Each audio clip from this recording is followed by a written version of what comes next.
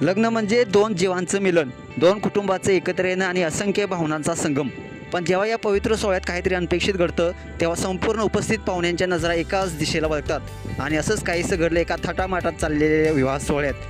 झालं असं आहे की वरमाळेच्या वेळी नवरदेवाचा एक मित्र त्याला उचलतो. पहिल्या नजरेला हे एकदम मजेशीर आणि मस्तीखोर वाटतं. नवरदेवाला उचलून नवरीला हार घालायला त्रास व्हावा असा हेतू असतो. सगळे हसतात, जल्लोष होतो. पण पुढे जे घडतं ते कोणालाही अपेक्षित नव्हतं.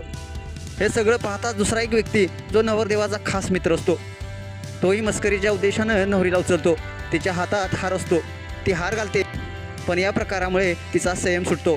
पाहता पाहता ती खाली येताच त्या व्यक्तीच्या जोरात कानाखाली असा एक जोरात चापट मारते की सगळे दंग होतात.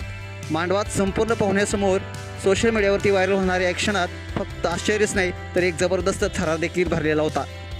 नवरीला वाटलेलं अपमानाचं भावनाविश्व, तिचा रोष आणि त्या व्यक्तीने तिच्या मर्जीत नवगाच हस्तक्षेप केल्याचं तीव्रतेनं व्यक्त केलं जातं. तिचा राग, तिने दिलेला कानशिलात हे सगळं केवळ नाट्यमय नव्हे तर एक भावनिक स्फोट देखील होता. आता सोशल मीडियावरती हा प्रचंड धुमाकूळ घालतोय. काहीजण म्हणतात बरोबर केलं, तिचा सन्मान राखणं महत्त्वाचं होतं. तर काहीजण विचारतात एवढं उग्र उत्तर देणं खरंच योग्य होतं का?